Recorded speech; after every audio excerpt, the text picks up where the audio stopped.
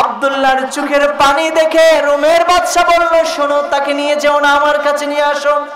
হয়তোবা এখন তার দিল নরম হয়েছে, হয়তোবা ঈমান ছেড়ে দিবে, আমার কাছে নিয়ে আসো। আব্দুল্লাহ ইবনে হুযাফাকে জিজ্ঞেস করা হলো, যদি ঈমান ছেড়ে দাও, বুঝেছি এখন তোমার ভয় লেগেছে, ঈমান ছেড়ে দাও, ঈমান ছেড়ে দিলে তোমাকে পুরস্কৃত করব, আর ঈমান না ছাড়লে তোমাকেও এই গরম তেলের ভিতরেই তোমাকেও নিশ্চিহ্ন করে দেওয়া হবে। আব্দুল্লাহ ইবনে হুযাফা রাদিয়াল্লাহু তাআলা আনহু বলেন, হে রোমের বাদশা, তুমি মনে করেছো আমার প্রাণ চলে যাবে এই ভয়ে আমি কাঁদছি, তুমি এটা মনে করেছো, কিন্তু না, আমি এজন্যই কাঁদি না। আমি কাঁদতেছি আমার আল্লাহকে, বলতেছি, আল্লাহ, আমার মাত্র একটা জীবন দান করলাম, একটা জীবন দিয়ে আমি কিভাবে ঈমানের মূল্য বুঝাবো? আমাকে তুমি 1000 জীবন দিতা, 1000 জীবন থেকে এক একটা করে জীবন আমি বিলীন করে দিতাম, কিন্তু ঈমান আমি ছাড়তাম না। তাহলে বোঝা গেল মুমিন সবকিছু ছাড়তে পারে, কিন্তু ঈমান, জোরে বলেন, ঈমান সবকিছু ছেড়ে দিতে পারে। ঈমান কশিন কারো কাছে বিক্রি করতে জানে, কারণ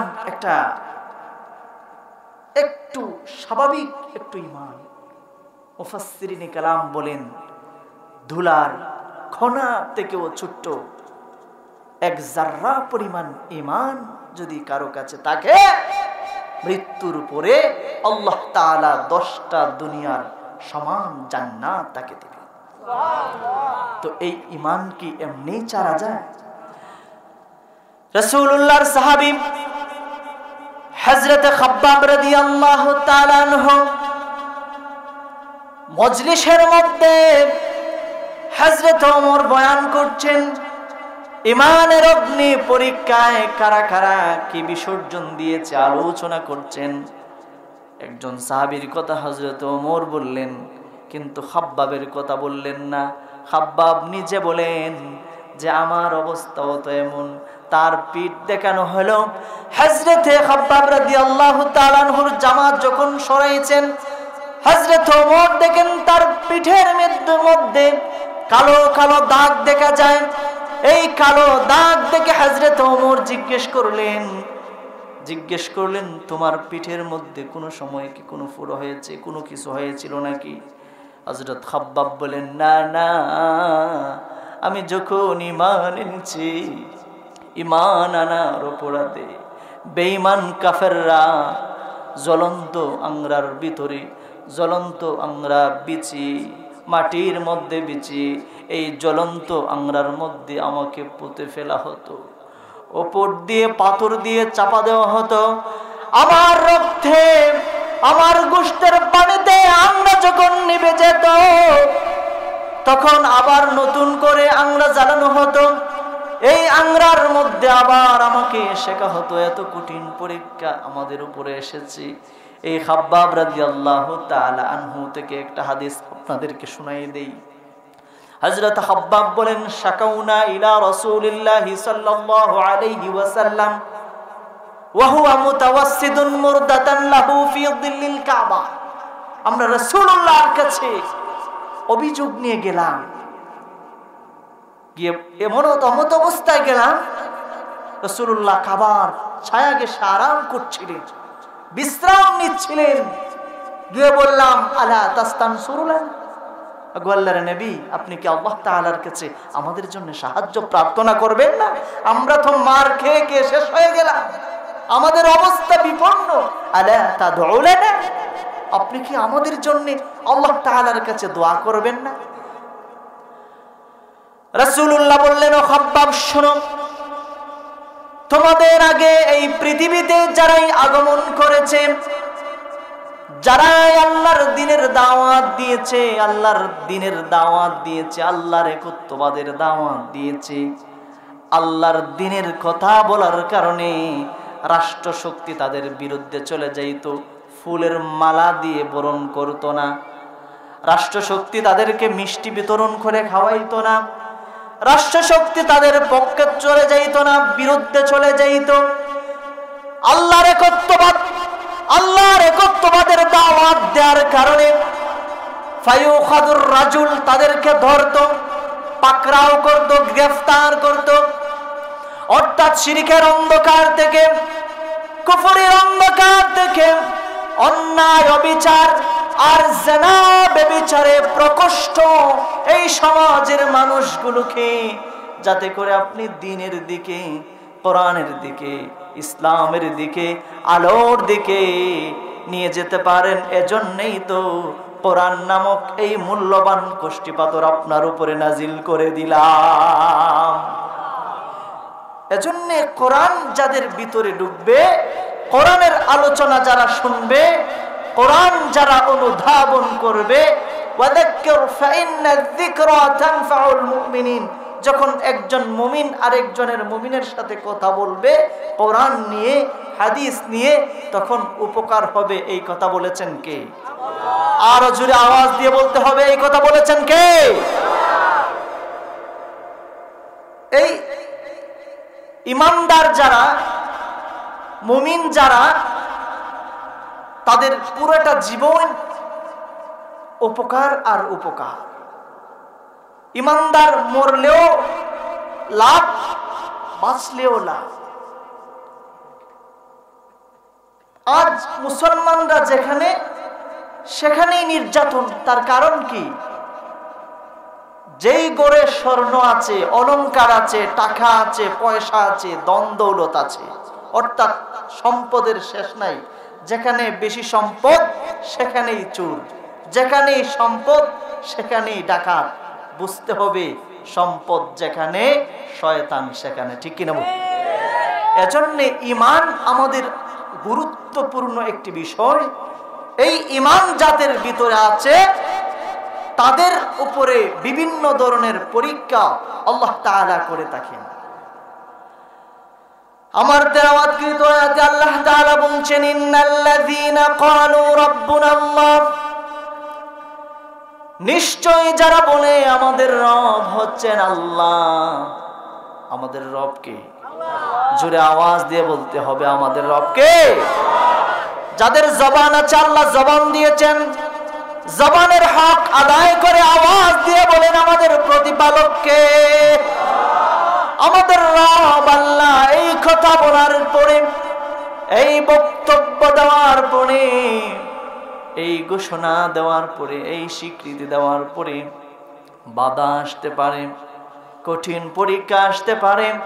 সকল বাধা বিপত্তি প্রতিকূলতাকে উপেক্ষা করে এই কথার উপরে, এই বক্তব্যের উপরে, এই ঘোষণার উপরে যারা দৃঢ় ঈমানের সাথে অবিচল থাকতে পারবে, খাড়া থাকতে পারবে, ইস্তিকামত থাকতে পারবে, মৃত্যুর সময় তাতানাজ্জালু আলাইহিমুল মালাইকা, ফেরেশতা নাজিল হবে আর বলবে, আল্লাহ তাখাফু ওয়ালা তাহজানু, ভয় করো না, ভয় পাওয়ার কোনো কারণ নাই, চিন্তা করো না, চিন্তার কোনো কারণ নাই। ওয়া আবশিরু বিল জান্নাতিল্লাতী কুনতুম তুআদুন, ওই জান্নাতের সুসংবাদ পেয়ে খুশি হয়ে যাও, যেই জান্নাতের ওয়াদা, যেই জান্নাতের প্রতিশ্রুতি তোমাদের সাথে করা হয়েছিল। আল্লাহু আকবার। এজন্য ঈমান আনা যত সহজ, ঈমান গ্রহণ করা যত সহজ, ঈমান গ্রহণ করা যত সহজ, তার চেয়ে বেশি কঠিন হচ্ছে ঈমানের উপরে অবিচল থাকা। এজন্য ঈমানের উপরে অবিচল থাকলেই কেমন লাভ। ঈমানের উপরে অবিচল না থাকলে কোনো লাভ নাই। ঈমান এনেছেন, বেঈমান কাফেরদের আক্রমণে যদি ঈমান চলে যায়, ওই ঈমানের কোনো লাভ আছে? এজন্য ঈমান আনা যত সহজ, ঈমানের উপরে অবিচল থাকা তার চেয়ে বেশি কঠিন। ঈমানের পথে অবিচল থেকে আমার মরণ যেন হয়, ঈমানের পথে অবিচল থেকে আমার মরণ যেন হয়। তোমারই কাছে মিনতি আমার, তোমারই কাছে মিনতি আমার, মহামহিম দয়াময়। ইমানের পথে অবিচল থেকে আমার মরণ যেন হয়। ইমানের পথে অবিচল থেকে আমার মরণ যেন হয়। পড়েন আমিন। ঈমান এটা আনার পরে আল্লাহ তাআলা পরীক্ষা করে থাকেন। আল্লাহ তাআলা নিজে বলছেন, আহাসিবান নাসু আন ইউতরাকু আন ইয়াকুলু আমান্না ওয়া হুম লা ইফতারুন। তারা কি এটা, তোমরা কি এটা ধারণা করেছো নাকি যে ঈমান আনলেই আর পরীক্ষা হবে না? বিষয়টা এমন নয়। ঈমান আনবেন, ঈমান আনার পরে পরীক্ষা হবে, শুধু আমাদের না। আল্লাহ তাআলা বলেন, ওয়ালাকাদ ফাতান্নাল্লাযীনা মিন ক্বাবলিহিম, তাদের আগে যারা ছিল, তাদের আগে যারা ছিল সবাইকে পরীক্ষা করেছেন কে? জোরে বলেন, পরীক্ষা করেছেন কে? কেন? ফালা ইয়ালামান্নাল্লাহুল্লাযীনা সাদাকু ওয়া লা ইয়ালামান্নাল কাযিবিন। ঈমানের ব্যাপারে কারা সত্যবাদী আর কারা মিথ্যাবাদী এটা যাচাই বাছাই করার জন্য আল্লাহ তাআলা পরীক্ষা করে থাকে। রাসূলুল্লাহর একজন সাহাবী আব্দুল্লাহ বিন হুযায়ফা রাদিয়াল্লাহু তাআলা আনহু, হযরতে ওমর রাদিয়াল্লাহু তাআলা আনহুর শাসনামলে আব্দুল্লাহ ইবনে হুযায়ফা রাদিয়াল্লাহু তাআলা আনহু সহ হযরতে ওমর রোম সম্রাটের বিরুদ্ধে যুদ্ধের জন্য পাঠিয়ে দিলেন। সেখানে মুসলিম দলেরা যখন ঢুকে পড়েছেন দেশের ভিতরে, রোম সম্রাট তাদের বাহিনীদেরকে বলে রাখলো, মুসলমানরা যদি পাকড়াও হয়ে যায় তাদেরকে তোমরা কোনো কিছু না করে ধরে তাদেরকে আমার কাছে নিয়ে আসবা। যখন মুসলমানদের এই 50 জনের একটি দল আব্দুল্লাহ ইবনে হুযায়ফা রাদিয়াল্লাহু তাআলা আনহু সহ এই 50 জনের দলকে ধরে আনা হলো, গ্রেফতার করা হলো, পাকড়াও করা হলো, এনে বাদশার কাছে নিয়ে আসা হলো। আবার বাদশা বলে, তোমাদের মধ্যে কে এমন যার ভিতরে গুণ আছে, যিনি এই মজলিসের মধ্যে অথবা এই দলের মধ্যে লিডার এমন কে আছেন?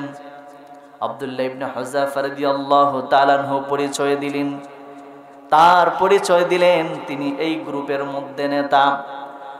এবার আব্দুল্লাহ ইবনে হুযায়ফা রাদিয়াল্লাহু তাআলা আনহুকে বলছে, ও আব্দুল্লাহ ইবনে হুযায়ফা, শোনো, তুমি ঈমান আনার কারণে, মুহাম্মদের দলে যোগদান করার কারণে, মুসলিম হওয়ার কারণে তোমাকে পাকড়াও করা হয়েছে।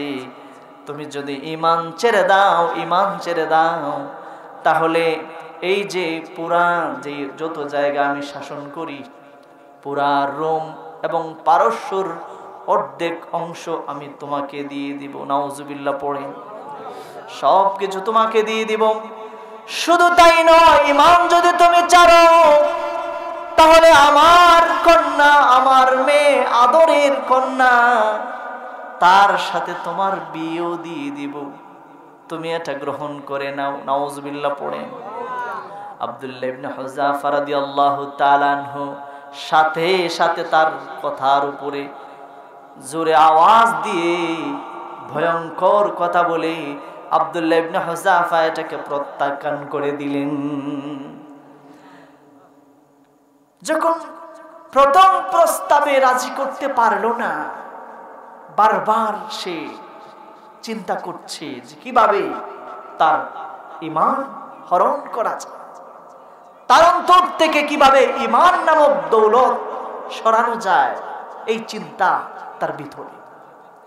যখন কোনোভাবেই পারছে না, তখন উনাকে জেলে ঢুকিয়ে দেওয়া হলো এবং বাহিনীদেরকে বলে রাখলো, যারা জেল পাহারা দেয় তাদেরকে বলে রাখলো যে তাদেরকে খাবার দাবার কোনো কিছুই দিবা না। না খেতে খেতে যখন মরাপন্ন হয়ে যাবে, একদম শরীর দুর্বল হয়ে যাবে, তখন তাদেরকে শুকুরের গোশত আর মদ মিশানো পানি, কারণ এটা মুসলমানদের জন্য হারাম, এটা তো খাবে না, এটা তুমি নিয়ে যাইবা। তো একই কথা, না খেতে খেতে আব্দুল্লাহ ইবনে হুযাফার শরীর একদম কেমন হয়ে গেছে, দুর্বল হয়ে গেছে। পরীক্ষা করে দেখলো এখন দেয়া যায়, মদ মিশানো পানি আর শুকরের গোশত তার কাছে দেওয়া হলো। আব্দুল্লাহ ইবনে হুযাফা রাদিয়াল্লাহু তাআলা আনহু চিন্তা করলেন, মাসআলাগতভাবে মানুষ যখন একটা জিনিস না খেয়ে মারাই যাবে, হারাম খাওয়া তার জন্য হালাল হয়ে যায় কতটুক, যতটুকু খেলে তার জীবন বাঁচে, এটা হচ্ছে স্বাভাবিক মাসআলা। কিন্তু এখানে তো মাসআলার বিষয় নয়, এটা ঈমানের পরীক্ষা চলতেছে। আব্দুল্লাহ ইবনে হুযাফা রাদিয়াল্লাহু তাআলা আনহু এই মদ মিশানো পানি লাত্তি দিয়ে ফেলে দিয়েছেন। আল্লাহু আকবার। এবার তার কাছে যখন খবর গেল, তখন সে বলতেছে, আমি না বলেছিলাম পরীক্ষা করে যখন দেখবা শরীর নিস্তেজ হয়ে যায় তখন দিবা। তারা বলতেছে, এটা তো আমরা দেখেছি যে শরীরে শক্তি নাই। আরে এটা তারা বুঝে নাই যে এটা শারীরিক শক্তি নয়, এটা ঈমানের শক্তি, ঠিক কিনা বলে? এই পরীক্ষায় যখন আব্দুল্লাহ ইবনে হুযাফা উত্তীর্ণ হলেন, তৃতীয় আরেকটি পরীক্ষা দেওয়া হলো। আব্দুল্লাহ ইবনে হুযাফা রাদিয়াল্লাহু তাআলা আনহুর সামনে বড় ডেক অথবা কড়াইয়ের মধ্যে তেল ঢালা হলো, অনেকগুলো লাকড়ি জ্বালিয়ে দেওয়া হলো। মুসলমান ভাইরা রে আমার, কথাগুলো মনোযোগ দিয়ে শ্রবণ করবেন। লাকড়ি দিয়ে আগুন দেওয়া হলো, এই আগুনের উপরে, এই চুলার উপরে ডেক বসিয়ে দিয়ে এটার উপরে যখন তেল ঢালা হলো, উত্তপ্ততার কারণে, আগুনের উত্তপ্ততার কারণে তেলগুলো একদম গরম হয়ে গেছে, টকবক হয়ে গেছে, বাতের ফেনার মতো টকবক করছে। এমন সময় আব্দুল্লাহ ইবনে হুযাফা রাদিয়াল্লাহু তাআলা আনহুর সঙ্গে যারা ছিলেন, তাদের মধ্য থেকে একজন সাহাবীকে নিয়ে এই তেলের মধ্যেই ডালা হলো। নাউজুবিল্লাহ বলেন। সাথে সাথে বিরান হয়ে গেলেন। আব্দুল্লাহ ইবনে হুযাফা রাদিয়াল্লাহু তাআলা আনহুর চোখের সামনে আব্দুল্লাহ ইবনে হুযাফাকে বলছে, ও আব্দুল্লাহ, তুমি ঈমান ছেড়ে দাও, যদি ঈমান ছেড়ে দাও তোমাকে তেলে দিব না, আর যদি ঈমান না ছাড়ো, দেখো তোমার আগে যাকে এমন ভাবে তেলে নিক্ষেপ করা হয়েছে, একই ভাবে তোমাকেও তেলে নিক্ষেপ করা হবে। আব্দুল্লাহ ইবনে হুযাফার পালা যখন চলে আসলো, তাকে নিয়ে যাওয়া হচ্ছে, হাতের মধ্যে ধরে ধরে নিয়ে যাওয়া হচ্ছে। আব্দুল্লাহ ইবনে হুযাফা চোখের পানি ছেড়ে দিলেন। আব্দুল্লাহর চোখের পানি দেখে রোমের বাদশা বলল, শোনো, তাকে নিয়ে যেও না, আমার কাছে নিয়ে আসো। হয়তোবা এখন তার দিল নরম হয়েছে, হয়তোবা ঈমান ছেড়ে দিবে, আমার কাছে নিয়ে আসো। আব্দুল্লাহ ইবনে হুযাফাকে জিজ্ঞেস করা হলো, যদি ঈমান ছেড়ে দাও, বুঝেছি এখন তোমার ভয় লেগেছে, ঈমান ছেড়ে দাও, ঈমান ছেড়ে দিলে তোমাকে পুরস্কৃত করব, আর ঈমান না ছাড়লে তোমাকেও এই গরম তেলের ভিতরে তোমাকেও নিশ্চিহ্ন করে দেওয়া হবে। আব্দুল্লাহ ইবনে হুযাফা রাদিয়াল্লাহু তাআলা আনহু বলেন, হে রোমের বাদশা, তুমি মনে করেছো আমার প্রাণ চলে যাবে এই ভয়ে আমি কাঁদছি, তুমি এটা মনে করেছো, কিন্তু না, আমি এজন্যই কাঁদি না। আমি কাঁদতেছি আমার আল্লাহকে, বলতেছি, আল্লাহ, আমার মাত্র একটা জীবন দান করলাম, একটা জীবন দিয়ে আমি কিভাবে ঈমানের মূল্য বোঝাবো? আমাকে তুমি 1000 জীবন দিতা, 1000 জীবন থেকে এক একটা করে জীবন আমি বিলীন করে দিতাম, কিন্তু ঈমান আমি ছাড়তাম না। তাহলে বোঝা গেল মুমিন সবকিছু ছাড়তে পারে, কিন্তু ঈমান, জোরে বলেন ঈমান, সবকিছু ছেড়ে দিতে পারে। ঈমান কশিন কারো কাছে বিক্রি করতে জানে। কারণ একটু স্বাভাবিক একটু ঈমান, মুফাসসিরিনে কালাম বলেন ধুলার কণা থেকেও ছোট্ট এক জাররা পরিমাণ ঈমান যদি কারো কাছে থাকে, মৃত্যুর পরে আল্লাহ তাআলা 10টা দুনিয়ার সমান জান্নাত তাকে দেবে। তো এই ঈমান কি এমনি ছাড়া যায়? রাসূলুল্লাহর সাহাবী হযরত খাব্বাব রাদিয়াল্লাহু তাআলা আনহু মজলিসের মধ্যে হযরত ওমর বয়ান করছেন, ঈমানের অগ্নি পরীক্ষায় কারা কারা কি বিসর্জন দিয়েছে আলোচনা করছেন। একজন সাহাবীর কথা হযরত ওমর বললেন, কিন্তু খাব্বাবের কথা বললেন না। খাব্বাব নিজে বলেন যে আমার অবস্থাও তো এমন। তার পিঠ দেখানো হলো।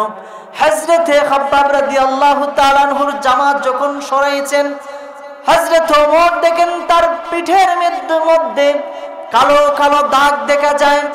এই কালো দাগ দেখে হযরত ওমর জিজ্ঞেস করলেন তোমার পিঠের মধ্যে কোনো সময় কি কোনো ফুড়ো হয়েছে, কোনো কিছু হয়েছিল নাকি?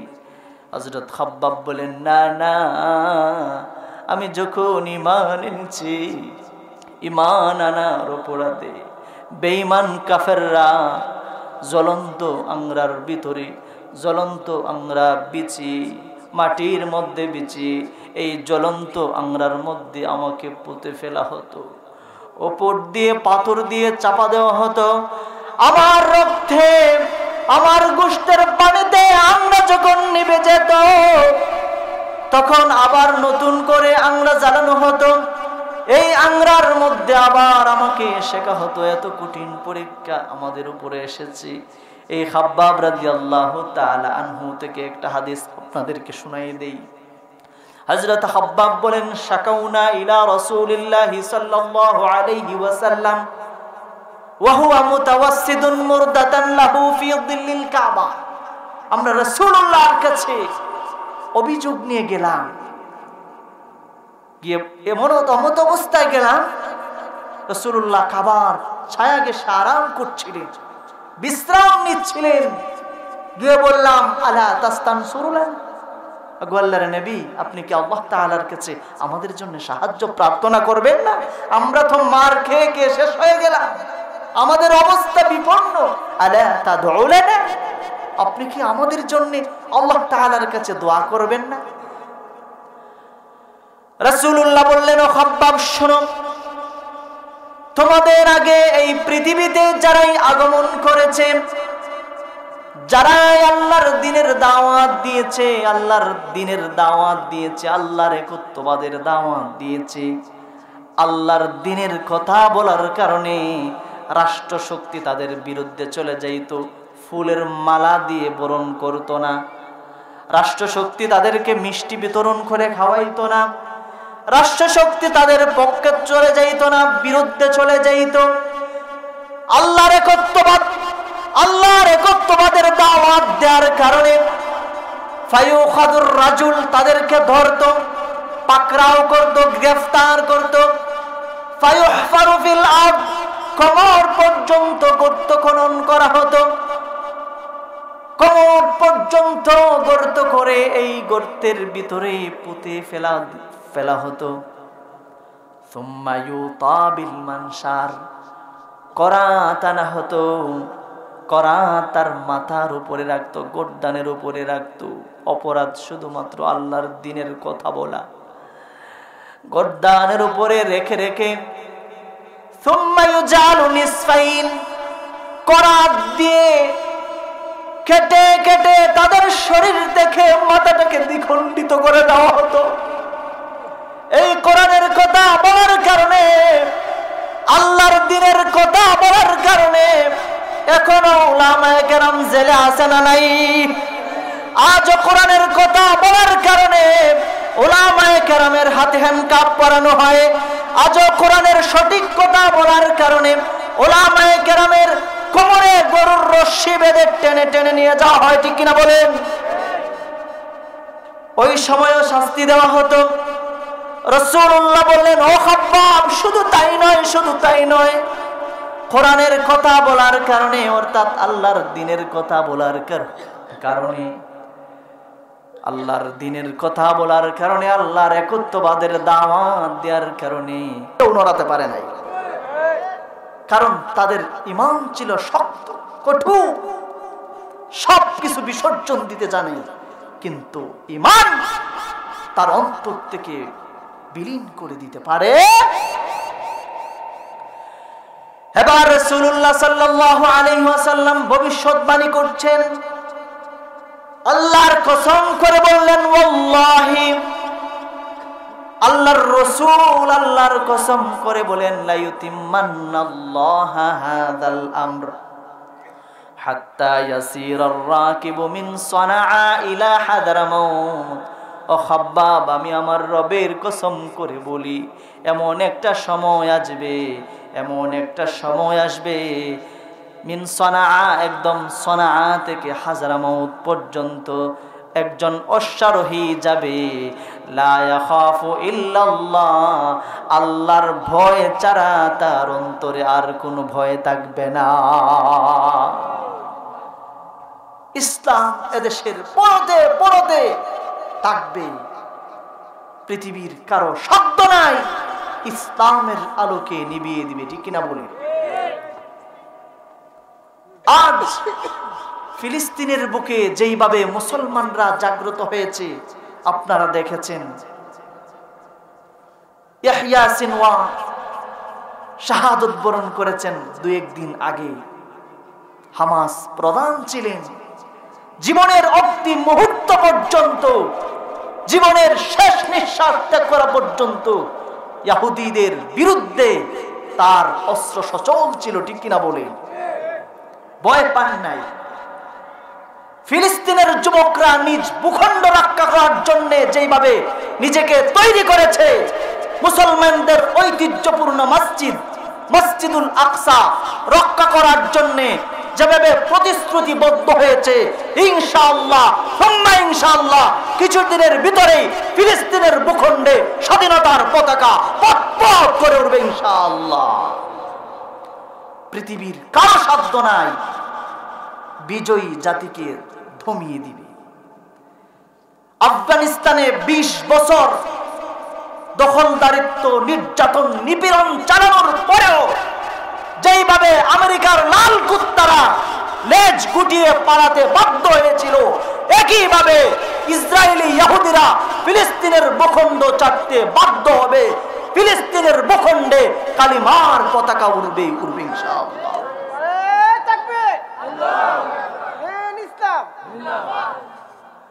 ইনশাআল্লাহ আমরা এটা দেখে যেতে পারবো কিনা আল্লাহ ভালো জানেন। তবে ইয়াহইয়া সিনওয়ার দেখে যেতে পারলেন না, তার চোখে ইসলামের এই সুমহান স্বার্থে তার জীবন বিলীন করেও স্বাধীনতার পতাকা দেখতে পারলেন না।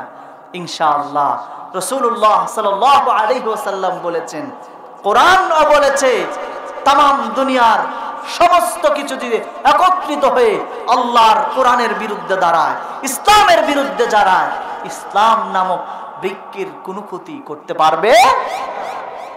ইসলামের আলো নিভিয়ে দেওয়ার চেষ্টা করেছিল ফেরাউন, আছে নাকি ধ্বংস হয়েছে?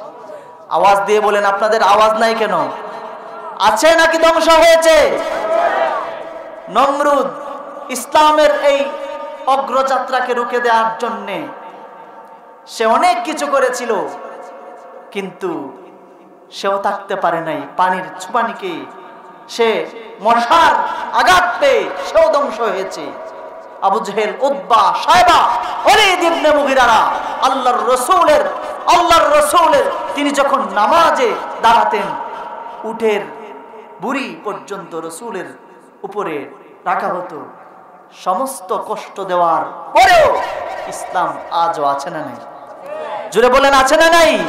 ওয়াল্লাযী আরসালা রাসূলাহু বিল হুদা ওয়া দীনিল হক লিইয়ুযহিরাহু আলা দ্বীনি কুল্লি ওয়ালাউ কারিহাল মুশরিকুন। যেই আল্লাহ যেই আলো স্বয়ং আল্লাহ প্রজ্বলিত করেছেন, সেই আলো নিভিয়ে দেওয়ার শক্তি এই পৃথিবীর কারণে। সবকিছু ইমানদার বিসর্জন দিতে পারে, কিন্তু ইমান বিসর্জন দিতে পারে। যুবকরা তৈরি হয়ে যাও, তোমাদের মতো যুবকরাই রাসূলুল্লাহকে প্রথম দিকে অনেক অনেক সাহায্য করেছে।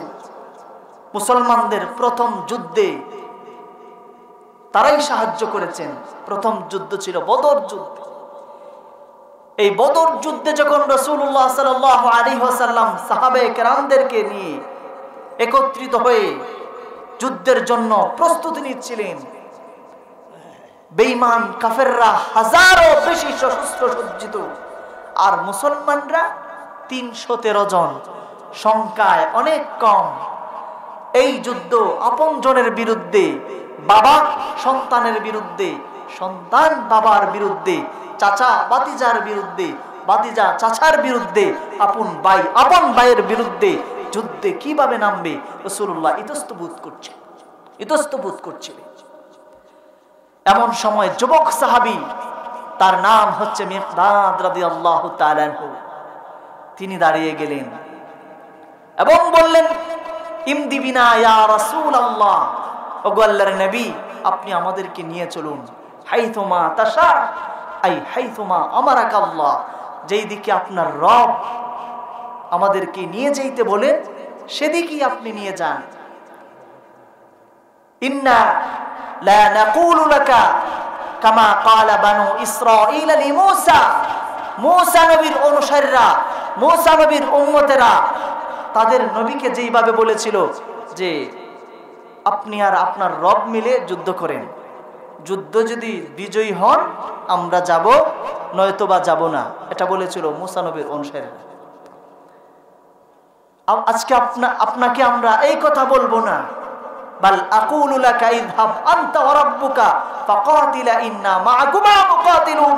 ওগো আল্লাহর নবী, আপনি যুদ্ধে ঝাঁপিয়ে পড়েন, আপনার ডানে বামে সামনে পিছনে সর্বদিক থেকে আপনার পাশে থেকে বেঈমান কাফেরদের বিরুদ্ধে আমরা লড়াই চালিয়ে যাব, আপনি ভয় পাবেন না। কতক্ষণ থাকবো? মা দামাত আইনুম মিন্না তাতাররা, যতক্ষণ পর্যন্ত আমাদের চোখের পাতা নড়বে ততক্ষণ পর্যন্ত আপনাকে ময়দানে একা রেখে আমরা কোথাও ফেলে যাব না। রাসূলুল্লাহ খুশি হয়ে গেলেন।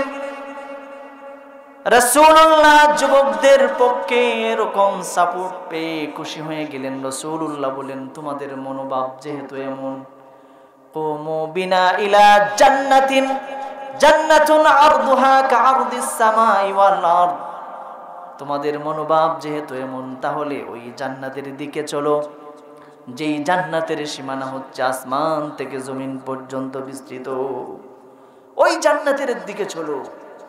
রাসূলুল্লাহ এই কথা বলার পরে রাসূলুল্লাহর একজন সাহাবী ফাকামা উমাইর ইবনে হামান ওয়া কানা ইয়াকুলুত তামার, একজন সাহাবী খেজুর খাচ্ছিলেন। মাহফিলের সময় বিভিন্ন মানুষ মাঝে মধ্যে বাদাম খায় না, তো ইনি খেজুর খাচ্ছিলেন, খুরমা খাচ্ছিলেন, আর রাসূলুল্লাহর কথা শুনতেছিলেন মনোযোগ দিয়ে। শুনুন, এই কথা যখন শুনেছেন রাসূলুল্লাহ সাল্লাল্লাহু আলাইহি সাল্লামকে বলেন, বাখ বাখ আইমা আযামাহু আইমা আহসানাহু, ওগো আল্লাহর নবী, আপনি এত সুন্দর কথা বললেন যে আমরা যদি জান দেই, মাল দেই, নিজের জান বিলীন করে দেই, শাহাদাত বরণ করি, তাহলে এত বড় জান্নাত পাবো, যেই জান্নাতের বিশালতা, যেই জান্নাতের প্রশস্ততা এই আকাশ এবং জমিনের সমান, এত বড় জান্নাত পাবো। ওয়াল্লাহি লাউ কুনতু হাইয়ান হাত্তা আকুলাহুন্না লাহায়াতান তাওয়িলা, ওগো আল্লাহর রাসূল, এত বড় জান্নাত পাবো, আর এই জান্নাতে আমার দেরি হয়ে যাবে যদি আমি সবগুলো হাতের সমস্ত খেজুরগুলো, সমস্ত খুরমাগুলো আমি যদি খেতে যাই, আমার জান্নাতে যাওয়া আমার জন্য দেরি হয়ে যাবে। ফারামাবিহিন্না, সাথে সাথে তার হাতে থাকা সমস্ত খেজুরগুলো তিনি ছুঁড়ে ফেলে দিলেন। আল্লাহু আকবার। যুদ্ধের ময়দানে তিনি গেলেন, সেখানে গিয়ে শাহাদত বরণ করলেন। সাহাবায়ে কেরামরা যখন তার লাশ কাছে এনে দেখিয়েছেন, ইয়া রাসূলুল্লাহ, এই যে সাহাবী, সে জান্নাতে যাওয়ার জন্যে বলেছিল, আমার দেরি হয়ে যাবে জান্নাতে যাওয়া যদি আমি সমস্ত খেজুর খেতে যাই। রাসূলুল্লাহ বলেন, ইন্নাকা মিন আহলিল জান্নাহ, তুমি জান্নাতের অধিবাসী হয়ে গেছো। আল্লাহু আকবার। তাহলে যুবকরা তাদের জীবন বিসর্জন দিয়েছে, সবকিছু বিসর্জন দিয়েছে, কিন্তু ঈমান কারো কাছে ইজারা দেয়? জোরে বলেন না, কারো কাছে ইজারা দেয়? ঈমান এটা গুরুত্বপূর্ণ একটা বিষয়। সবকিছু বিসর্জন দেয়া যায়, কিন্তু ঈমান বিসর্জন দেয়া যায়? তো ঈমান আছে কিনা, আমার ভিতরে ঈমান আছে না নাই, এটা বুঝবো কি করে? রাসূলুল্লাহ সাল্লাল্লাহু আলাইহি সাল্লাম বলেন, তুমি ঈমান বুঝবে কারণ থার্মোমিটার আছে, তাপমাত্রা বোঝায়, ঠিক কিনা বলেন? কতটুক তাপ আছে না নাই এটার মেশিন আছে। ইদা সাররাতকা হাসানাতুকা ওয়া সাআতকা সাইয়্যাতুকা ফাআনতা মুমিন, তুমি ভালো কাজ করলে যদি মনে হয় যে আমার ভালো লাগে, তাহলে বুঝতে হবে তোমার ঈমান আছে। আর যদি ভালো কাজ করার পরে ভালো লাগে না, মসজিদে যাইতে ভালো লাগে না, আল্লাহর কোরআনের কথা বসে বসে শুনবেন ভালো লাগে না, বুঝতে হবে ঈমানের ঘাটতি আছে, ঠিক কিনা বলেন? আর খারাপ কাজ যখন করবেন নিজের ভিতরে ঘৃণা চলে আসবে, তখনই বুঝবেন যে আমার ঈমান নামক দৌলত আছে, ঠিক কিনা বলেন? সাহাবায়ে কেরাম এমনই ছিলেন, যখনই কোনো গুনাহ করতে সাথে সাথে রাসূলুল্লাহর কাছে চলে আসতেন। গুনাহর কথা তারা বলতেন, ইয়া রাসূল, আমি গুনাহ করেছি, আমাকে তাওবার ব্যবস্থা করে দিন। রাসূল সাল্লাল্লাহু আলাইহি ওয়াসাল্লামকে বলতেন। রাসূলুল্লাহর একজন সাহাবী রাসূলুল্লাহ সাল্লাল্লাহু আলাইহি ওয়াসাল্লামের কাছে আসলেন, তার জিনার মতো গুনাহ হয়েছিল। রাসূলুল্লাহকে এসে বললেন, তাহহিরনি ইয়া রাসূলুল্লাহ, আল্লাহর নবী আমাকে পবিত্র করে দিন। রাসূলুল্লাহ তাকে জিজ্ঞেস করলেন না, তুমি কোন পাপ করেছো, কি অপরাধ করেছো, কি গুনাহ করেছো, এটা জিজ্ঞেস না করে বললেন, ইযহাব ইলা বাইতিকা, তুমি তোমার বাড়িতে চলে যাও, ফাস্তাগফিরিল্লাহ, সেখানে গিয়ে তুমি তওবা করো, মাফ চাও, আল্লাহ তাআলার কাছে ক্ষমা চাও। এই সাহাবী বাড়িতে চলে গেলেন। বাড়ি থেকে আবার তিনি যখন ক্ষমা চাইলেন, মাফ চাইলেন, কিন্তু তার ভিতরে বারবার মনে হচ্ছে, আমার আল্লাহ যদি আমাকে মাফ না করেন, এই চেহারা কিভাবে আল্লাহর কাছে দেখাবো, কিভাবে আল্লাহর কাছে আমি জবাবদিহি করব। আবার রাসূলুল্লাহর কাছে তিনি চলে আসলেন। রাসূলুল্লাহর কাছে এসে বললেন, ইয়া রাসূলুল্লাহ, তাহহিরনি, আমাকে পবিত্র করে দিন। রাসূলুল্লাহ আবার তাকে পাঠিয়ে দিলেন। তিনি আবার তওবা করলেন, মন বুঝে না, আবার চলে আসলেন। এইভাবে 1-2 বার নয়, 3 বার আসার পরে চতুর্থবার রাসূলুল্লাহর কাছে গেলেন, গিয়ে বললেন, তাহহিরনি ইয়া রাসূলুল্লাহ, আল্লাহর নবী আপনি আমাকে পবিত্র করে দেন। রাসূলুল্লাহ আবার জিজ্ঞেস করলেন, ফাবিমা তাহহির, কোন জিনিস থেকে তুমি ক্ষমা চাও, কোন জিনিস থেকে তুমি মাফ চাও? ওই সাহাবী বললেন, ইয়া রাসূলুল্লাহ, ওই সাহাবী বললেন, ইয়া রাসূলুল্লাহ, ইয়া হাবিবাল্লাহ, ইন্নী ক্বাদ জানাইতু, আমি তো জিনা করে ফেলেছি। রাসূলুল্লাহ অবাক হয়ে গেলেন, কারণ ওই সময় কোরআনের আইন চালু ছিল। কোরআনের আইন চালু ছিল, কোনো বিবাহিত মানুষ যদি জিনা করে ফেলে, তাকে গর্তের ভিতরে ঢুকিয়ে পাথর নিক্ষেপ করে করে তাকে হত্যা করে ফেলে দেওয়া হয়, শাস্তি দেওয়া হয়। ওই সাহাবী নিজ গুনার কথা এইভাবে স্বীকারোক্তি পেয়ে রাসূলুল্লাহ অবাক হয়ে অন্য সাহাবায়ে কেরামদেরকে জিজ্ঞেস করলেন, আশারিবাল খামর, সে কি মদ পান করেছে নাকি? সাহাবীরা বললেন, লা ইয়া রাসূলুল্লাহ, আল্লাহর নবী, সে মদ পান করে নাই। রাসূলুল্লাহ আবার জিজ্ঞেস করলেন, আহুয়া মাজনুন, সে কি পাগল হয়ে গেছে নাকি? তারা বললেন, লা ইয়া রাসূলুল্লাহ, সে মদ পান করে নাই, পাগল হয়ে যায় নাই, সুস্থ মস্তিষ্কে আপনার কাছে এই কথা বলেছে।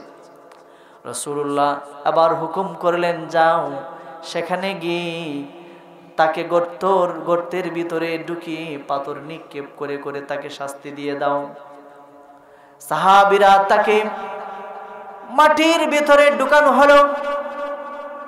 কোমর পর্যন্ত গর্ত খনন করার পরে কোমর পর্যন্ত মাটির ভিতরে ঢুকি পাথর নিক্ষেপ করে করে তাকে শাস্তি দেওয়া হচ্ছে। এমতো অবস্থায় একজন সাহাবী যখন সজোরে আঘাত করলেন, তার পাথরের আঘাতে একজন সাহাবীর কাপড়ের মধ্যে রক্তের দাগ লেগে গেল। তিনি এই রক্তের দাগকে তুচ্ছ মনে করেছেন, ছোট মনে করেছেন, জেনাকারের রক্ত মনে তুচ্ছ করেছেন।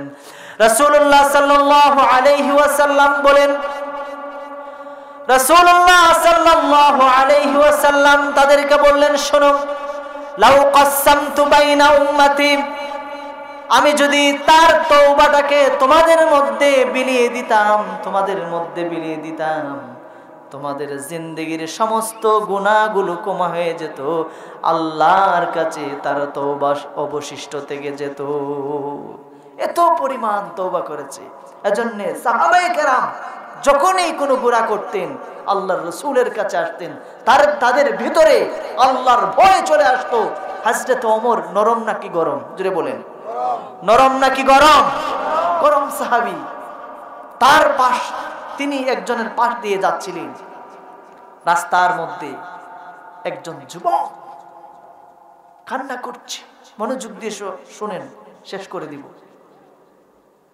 কান্না করছে যুবক, ফুফিয়ে ফুফিয়ে কাঁদতে শুরু করলো। হযরত ওমর রাদিয়াল্লাহু তাআলা আনহু তার কান্না দেখে, তার কান্নার ডিজাইন দেখে হযরত ওমর নিজেও চোখের পানি চলে আসলো, তার চোখে পানি চলে আসলো। হযরত ওমর ক্রন্দন অবস্থায় রাসূলুল্লাহ সাল্লাল্লাহু আলাইহি ওয়াসাল্লামের কাছে তিনি চলে গেলেন। রাসূলুল্লাহ সাল্লাল্লাহু আলাইহি ওয়াসাল্লামের কাছে যখন গেলেন, রাসূলুল্লাহ দেখতে পাইলেন হযরত ওমরের চোখে পানি। অবাক হয়ে গেলেন, জিজ্ঞেস করলেন, ওমর, কোন জিনিস তোমাকে কাঁদালো? কোন জিনিস তোমাকে কাঁদিয়ে ফেললো? হযরত ওমর বলেন, ইয়া রাসূলুল্লাহ, ওগো আল্লাহর নবী, আমি রাস্তা দিয়ে আসার সময় একজন যুবক সে কান্না করছে, তার কান্না দেখে আমি নিজের কান্না সহ্য করতে পারলাম না, আমার চোখে পানি চলে আসছে। রাসূলুল্লাহ বলেন, তাকে তুমি কোনো কিছু জিজ্ঞেস করো নাই যে সে কেন কাঁদতেছে? বলেন, হ্যাঁ, আমি জিজ্ঞেস করেছি। তখন সে বলেছে সে নাকি এত বড় পাপ করেছে, এত বড় গুনাহ করে ফেলেছে, যে গুনাহ নাকি অনেক বড়, আল্লাহ মাফ করবেন না, এমন গুনাহ করেছে, এজন্য সে কাঁদছে। রাসূলুল্লাহ হযরত ওমরকে পাঠিয়ে তাকে খবর দিয়ে নিয়ে আসলেন। আবার রাসূল জিজ্ঞেস করলেন তাকে যে তুমি কি পাপ করেছো যে এত বড় পাপ? তোমার পাপ কি আসমান থেকেও বড়? রাসূল তো ভাবলেন যে এটা তো বলবে না, কারণ আসমান কত বড়, এত বড় গুনাহ তো তার হবে না। সে বলে, ইয়া রাসূলুল্লাহ, ওগো আল্লাহর নবী, আমার গুনাহ আসমান থেকেও বড়। রাসূলুল্লাহ এবার জিজ্ঞেস করলেন, তোমার গুনাহ কি আরশে আজিম থেকেও বড়? এবার রাসূল ভাবছেন আরশে আজিম থেকে তো বড় বলবে না। সে বলল, ইয়া রাসূলুল্লাহ, আমার গুনাহ আরশে আজিম থেকেও বড়। আবার রাসূল তাকে জিজ্ঞেস করলেন, তুমি কি করেছো, কি পাপ করেছো, কি অন্যায় করেছো? ইনি বলেন, ইয়া রাসূলুল্লাহ, ইয়া হাবিবাল্লাহ, আমি পেশায় কাপন চুরি করি। মানুষ যখন দুনিয়া ছেড়ে চলে যায়, আত্মীয় স্বজন তাকে কবরস্থ করে রেখে আসে, আমি কবর খনন করার পরে তার শরীর থেকে কাপড়টাকে আলাদা করে এই কাপড় এনে ধুয়ে আমি বাজারে বিক্রি করে দিই। নাউযুবিল্লাহ। ইয়া রাসূলুল্লাহ, 40 দিন আল্লাহ তাআলার কাছে তওবা করার পরে মাফ চাওয়ার পরে হযরত জিবরাইল রাসূলুল্লাহর কাছে এসে বলেন, ইয়া রাসূলুল্লাহ, মাখলুক কি আপনি সৃষ্টি করেছেন নাকি আল্লাহ সৃষ্টি করেছে? রাসূল বলেন, আল্লাহ সৃষ্টি করেছে। মাখলুকদেরকে খাওয়ায় কে, আপনি নাকি আল্লাহ? রাসূল বলেন, আল্লাহ। এবার জিবরাইল প্রশ্ন করে, ইয়া রাসূলুল্লাহ, ক্ষমা কি আপনি করেন নাকি আল্লাহ করে? আল্লাহ করে। জিবরাইল বলেন, তার জিন্দেগীর সমস্ত গুনাহগুলো আল্লাহ তাআলা মাফ করে দিয়েছে। এজন্য গুনাহ করার পরে বসে থাকলে চলবে না, তওবা করতে হবে। ঈমানের গুণ, ইদা সাররাতকা হাসানাতুকা ওয়া সাআতকা সাইয়্যাতুকা ফাআনতা মুমিন। যখন ভালো কোনো কাজ করে ভালো লাগে, খারাপ কাজ করলে তার কাছে ভালো লাগে না, তখন বুঝবেন তার ঈমান আছে। আল্লাহ তাআলা আমাদেরকে যত সময় কথা বললাম বুঝার, আমল করার তৌফিক দান করুন। পড়ুন আমিন। আর জোরে পড়েন আমিন। সুবহান রাব্বিকা রাব্বিল ইজ্জাতি আম্মা ইয়াসিফুন ওয়া সালামুন আলাল মুরসালিন ওয়ালহামদুলিল্লাহি রাব্বিল আলামিন। আসসালামু আলাইকুম ওয়া রাহমাতুল্লাহ।